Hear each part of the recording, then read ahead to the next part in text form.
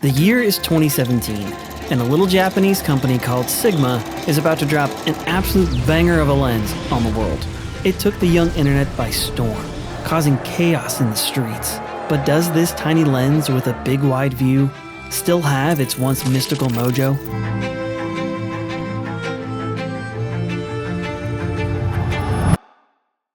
People who are really good at photography and videography and film, stuff like that, really like Sigma lenses. And that was basically enough for me to be like, okay, I'll get a Sigma, it'll be great. Now that I've used several for some years now, I agree. I see all the rage, not the rage. People aren't mad at Sigma. All of the, what's the word there? I don't know.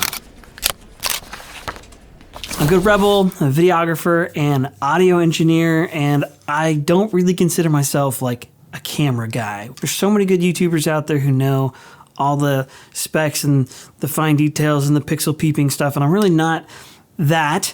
What I am is a practitioner. So I work full-time as a videographer and a photographer for a company. I also do freelance work.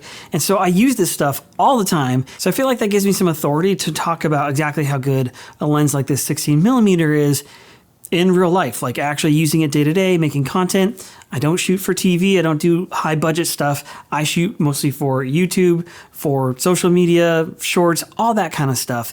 And for those purposes, I absolutely love the 16mm. I don't want to make this a lesson on focal lengths or anything like that, but I know there's people who are new to this kind of stuff. So quick explanation. This is a 16mm lens and it's designed for APS-C or crop sensor cameras. You can get this for Sony E-mount, which is what I have here, but it's also available for other camera types, which is cool. When it comes to focal length, the bigger the number, the more zoomed in that lens is going to be, and the smaller the number, the more wide, more zoomed out it's going to be. So 16mm on a crop sensor camera, to me, I would consider wide, but not ultra wide. If you were to go to something like a 12, an 11, a 10, now you're getting into ultra wide kind of stuff and you capture more stuff. And that's a look, like it is a cool thing. If that's what you're going for, by all means, but there's gonna be more kind of distortion and kind of weirdness and stuff like that to that type of lens. 16mm, still pretty wide, but it's gonna look a lot more natural. If I was gonna start a YouTube channel today, this would probably be the one lens I would get. Now, I like having more than one.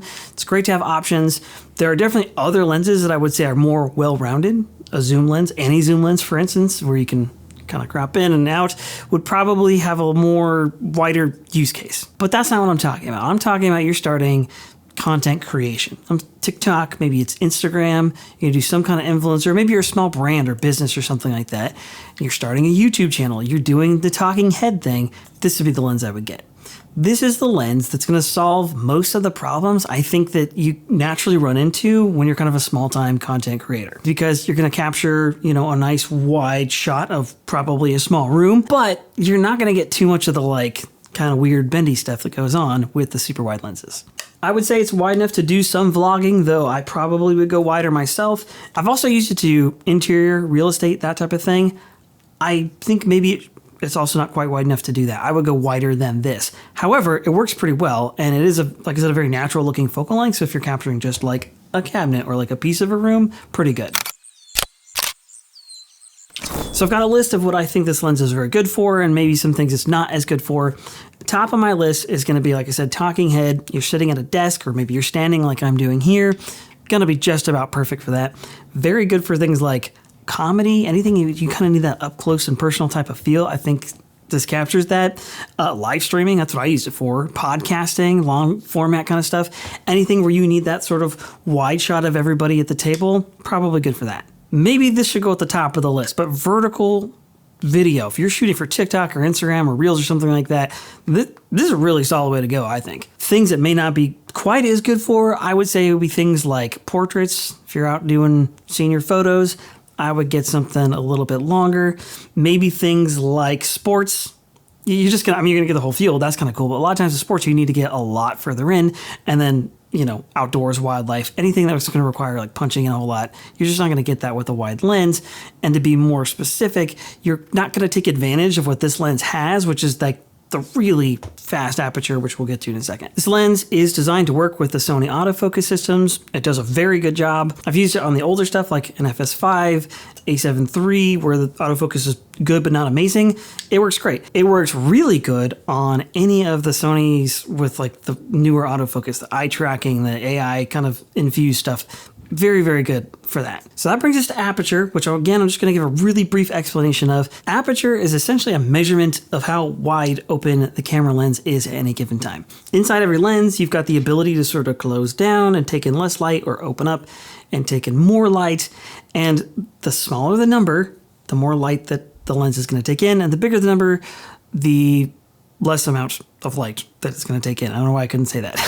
Every lens is going to have a range, and most of them are going to go all the way out to like f/22 or something like that. But where you're going to start to see some differences is just how wide open or how small that number can be. You'll see a lot of lenses at f/4.0 or f/2.8 or something like that. This one goes all the way open to f/1.4, which is awesome. So you're letting in a ton of light. And the sort of secondary benefit of that is that blurred out bokeh background that everybody wants is much easier to achieve when you have a fast lens like this. And so f/1.4 is a little extreme for my taste most of the time because I'm usually shooting video. And when you're that wide open, you get this kind of very narrow sort of sliver where things are actually in focus.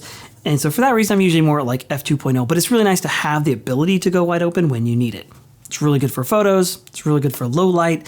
And anytime when you just want the blurriest possible background, maybe there's stuff back there you don't really want people to see, the wider the better. So right now this lens is priced at $409. I don't know if that's a holiday deal or not. I think the price has just come down. Like you can just get it for that cheap. Good lenses are just coming down in price these days, especially from third-party manufacturers like Sigma. I say take advantage of it, especially if you're kind of at the beginning of the journey for content creation or photography or whatever it may be. Now I want to hear from you guys in the comments. How wrong am I? People legitimately, please, like I love the conversation. I love when people are like, what did this guy say? Hang on. Should we read a comment from the last video? We should. I just saw it. It's top of mind. This thing sucks. Stop. You know what? It all sucks. If you don't know what you're doing, it all sucks. All right, boys and girls. I'm out.